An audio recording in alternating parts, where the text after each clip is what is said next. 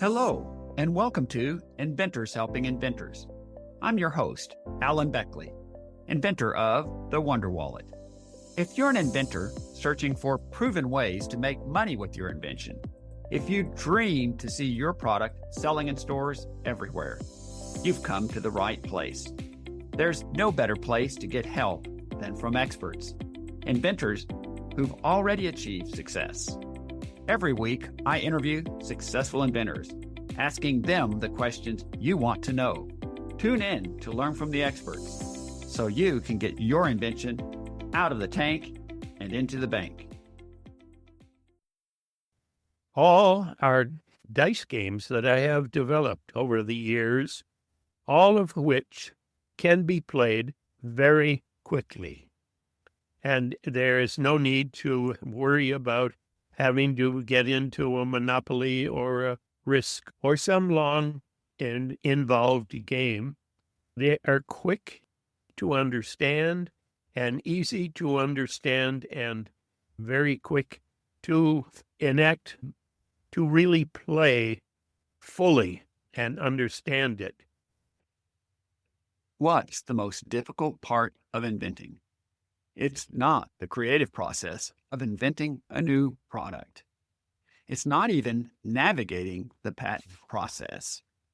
The most difficult part is marketing your product so you can make money from it. If you're like most inventors, you love inventing and creating, but you hate marketing. Maybe you'd prefer to turn the marketing of your product over to an agency that claims to have helped hundreds of inventors. Unfortunately, that's expensive and always ends badly. Here's the good news. Marketing is a learnable skill, and I can teach you, empower you to market your own invention through a proven, effective process. Sound intriguing? If you're a serious inventor who's ready to learn how to license your invention to get it to market sooner rather than later, my product-to-market training could be right for you. Through 7 hours of one-on-one, in-depth training, I will show you how to create a clear, concise, compelling marketing message for your product. I'll show you how to use a new AI agent to find 30 or more companies in just minutes that could be great partners to license your product. Then we'll use another AI agent that looks at your top 10 companies and then finds names, titles, email addresses, and LinkedIn profiles of up to 100 contacts.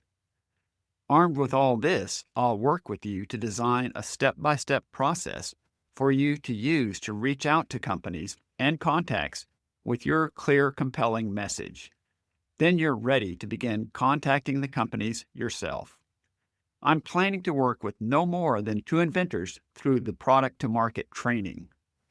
If this sounds like something you'd like to explore, to finally get your product off the sidelines and into the market, let's talk and see if this program is a fit for you.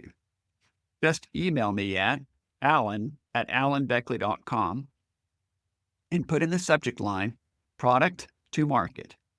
I'll reach out to you and schedule a time for us to talk. Again, just email me at alan@alanbeckley.com. Put Product to Market in the subject line. I look forward to talking to you. Welcome to episode number 628. Today, I interview Reyn Guyer. Reyn Guyer is a visionary toy and game inventor whose creations have brought joy, laughter, and togetherness to families around the world for generations.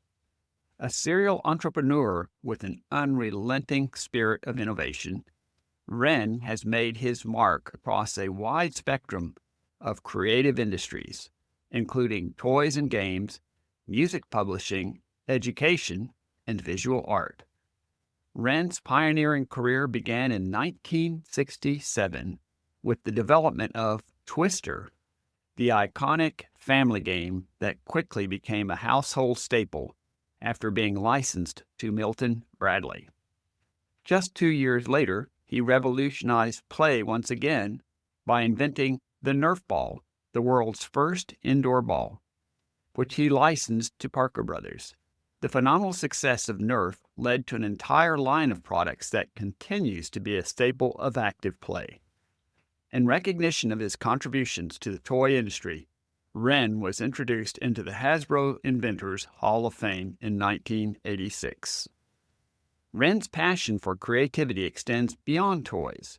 His deep love of music inspired him to co-found Reyn Song Publishing in 1986, a Nashville-based music publishing company that has helped shape the careers of numerous songwriters and artists.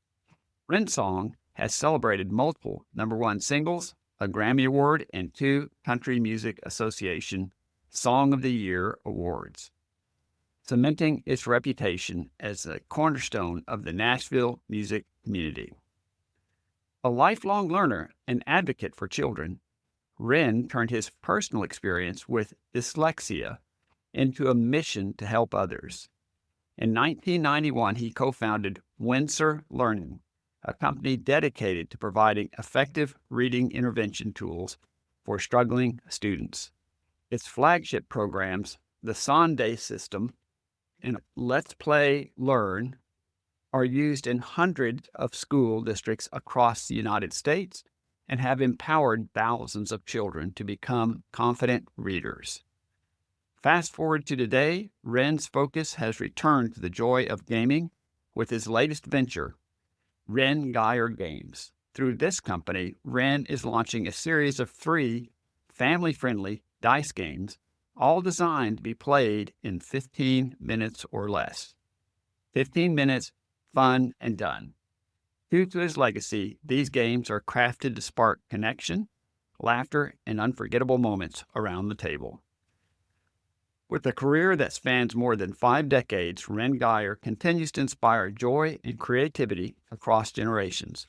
Whether through toys, music, education, or games, his work reflects a lifelong mission to bring happiness into our homes and into our hearts. You'll want to listen to this entire interview where Reyn shares how he was inspired to introduce his 3 15-minute fun and done dice games after watching diners at a Wisconsin cafe playing an engaging but fast dice game just before they dine. He also shares his Reyn rules of engagement that make for a fun, engaging, and enjoyable game-playing experience for everyone.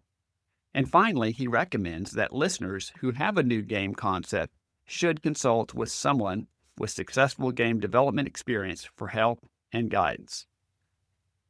Now let's get right to our interview with Reyn Guyer.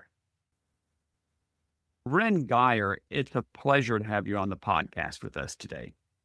It's a pleasure for me, and I'm looking forward to chatting with you. Reyn, could you share a bit of your background with our listeners? Where did you grow up and go to school, and what did you do before you became an inventor? Could you share that with our listeners? Briefly, I grew up in St. Paul, Minnesota, and I went to a St. Paul prep school, a very small school, and went from then on to did my education at Dartmouth College. I was an English major and studied to be a writer. And my background is such that I love sports. I love playing sports, and I did with several sports and still do. Where else I go and what have I done and been in business? The first job, other than being a truck driver through college, I was a truck driver for an ice cream company and delivered popsicles, Cheerios, dreamsicles, fudgesicles, and so forth to other creameries from a larger creamery in the Twin Cities.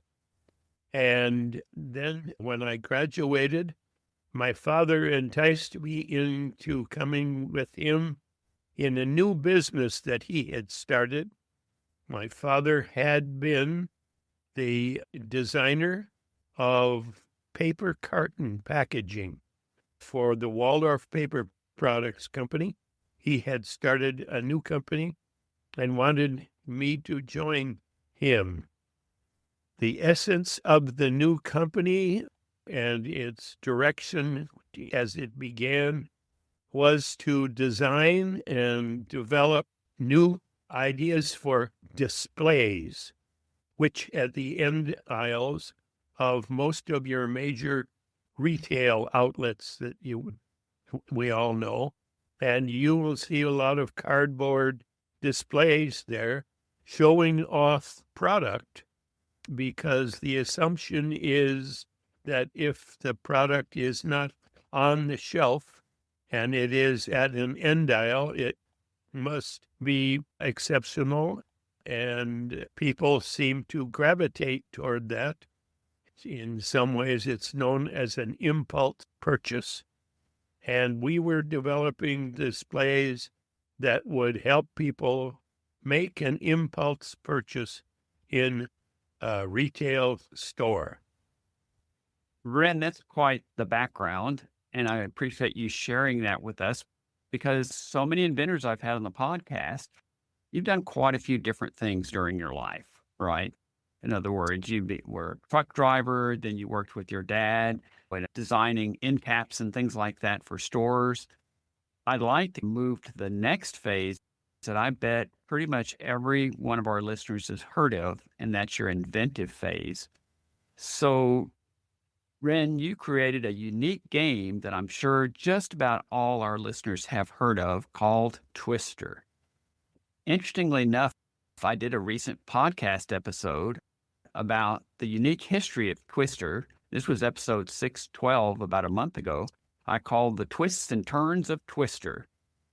And I can share with you, I'm old enough to remember watching the national television exposure Twister got on The Tonight Show with Johnny Carson. And in that show, Johnny and Ava Gabor played Twister on the set. And as the story goes, after that, sales exploded. And over 60 years later, Twister is still going strong. For our younger listeners, you might want to listen to episode 612 first to learn about how Twister broke a Guinness World Record. But I want to move forward now, going towards present time. Your invention of Twister and then the Nerf ball later were two big success hits in the uber challenging toy and game industry. But for today's interview, I wanted to talk to you about what you've been doing lately, and specifically your new 15-minute fun and done games for family fun. Could you share with our listeners what inspired you to create these new games? And in a nutshell, what is 15-minute fun and done? And also, compared to other board games, what makes your games stand out? The three games that are in the 15-minute fun and done umbrella, all are dice games that I have developed over the years, all of which can be played very quickly. And there is no need to worry about having to get into a Monopoly or a Risk or some long and involved game. They are quick to understand and easy to understand and very quick to enact, to really play fully and understand it, so that people can feel comfortable knowing that we have 15 minutes. Let's play one of these games. We don't have to worry about it. Today's requirements for attention span is, I'm told, getting shorter. And the idea for 15 minutes fun and done came from, I was sitting at a cafe up in northern Wisconsin, and I was having breakfast, and I was watching a table next to me wherein everybody was concentrating on a dice game. And the dice game was easy to understand, and they were all having fun. While they were waiting for their meal, they were playing the dice game. The timing was perfect. As the game ended, the meal came, and I was very impressed with the fact that, wow, I know and I have developed 3 dice games that are easy to understand, quick to play, and therefore they are easily put under the umbrella of 15 minutes fun and done. That makes so much sense. I really like that. And especially just the concept of in our busy world, as you said, we've referenced before, that people's attention spans seem to be shrinking continually, and especially children obsessed with their screen time and all the rest. Getting somebody involved and interacting with each other seems like an incredibly great idea. So I was going to ask, could you give a visual description of your games for our listeners? And what does your bundle of 3 games look like? And I think you've already kind of mentioned this, but what made you decide to focus on the 15-minute playing time? I said basically that anybody could do that almost any time during the day. Would that be it? Yes, the game can be picked up any one of the 3 games in the package, the 15 minutes one and fun and done games. In the 15-minute fun and done umbrella, they all can be played that quickly and enjoyed rapidly and understood without complexities. So they all seem to fall under that umbrella, as I've said. And so we package them in one bundle, and people who want to get into 15 minutes fun and done, if that appeals to them, they can buy a package that includes all 3, and that would be a bundle and be about $29. And or they can buy each game individually if they wish. I like that a lot. It makes so much sense. And 3 games for $29 is certainly affordable, really, for just about anybody, I would say. And I also saw on your website something that caught my attention that I think would be very interesting for you to share a little bit about with our listeners. And that is what you refer to as Reyn's rules of engagement regarding your games. Can you briefly share with us what your rules of engagement are that you've used in designing these games, and as I understand it, to keep the players engaged? I'd be happy to, Alan. Essentially, I see three parts to what I view as being essential, important parts of good games. In the first, to begin with, I think all players in the game, if they are required or asked to, be interested in all the other players in the game, all the players who are playing, and then everybody seems to be much more involved in the game. And so it gets more exciting if everybody is attending and being attentive to the other players in the game as they are having their turn. Number 2, I would say in a good game, there is always a risk point in each of the players' turns.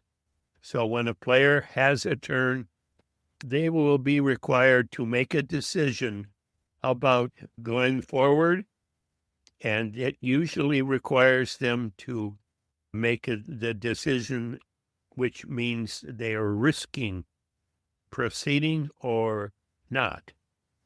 And then the third requirement, maybe they aren't requirements, they're just ideas that seem to work for most good games. And they are one that I like very much, and that is if the game is noisy. And that means that people are chatting, making fun of each other, They are laughing with it. They are sometimes screaming or oohing and eyeing loudly. And those games that wherein people are chatting and shouting at each other tend to be the most fun. And so that, of course, that goes along with the first part, which is that all the players are in a good game are involved in and watching and being a part of their fellow players' turns. I like that a lot, actually, Ren. I think that's pretty amazing on multiple levels. And I just like to recap for our listeners your three rules of engagement. First of all, that all players are asked to be interested in all other players, which I think that's phenomenal because that keeps them focused on the game. And I think for a 15-minute game, that's not a big ask. Now, if you're playing Monopoly and you're asked to be completely interested in other players over 3 hours, that could be tough. But also you mentioned the risk point. Never thought of it in that fashion, but it's such a good point in that each turn you have to make a decision of some kind, and there's some degree of risk depending on which choice you decide to go down the path. That keeps the interest up and the challenge up, I would say. And the third one I've never heard of before, but I find is amazing, and that is the game is noisy. It's very engaging. People are chatting, laughing, maybe even yelling because, again, they're engaged with each other. It seems like if there was a single word that would describe your three games, it would be engagement, player engagement. That's two words then. But yeah, I think that's a brilliant way to design games combined with the small ask of a 15-minute game. I'm sorry, if you don't have 15 minutes to play a game, you probably don't need to be playing games. That's probably true. Something else I'd like to share with you, I've heard from other game and toy inventors, including Dan Klitzner and April Mitchell, that the industry truly can be brutal. Hasbro and Mattel and others get thousands of submissions per year, and as consumers are very fickle. What the fidget spinner is big for 6 months and then it's gone. So what people like once and then later changes a lot. What advice would you give to our listeners who are trying to break into the industry with a game of their own? What suggestions would you give them? I would have them try to find someone who is familiar with the game industry. And as you have said, in other conversations you've had with other inventors, they have noted that the industry, the toy and game industry, is difficult for people to break into and very hard to get attention.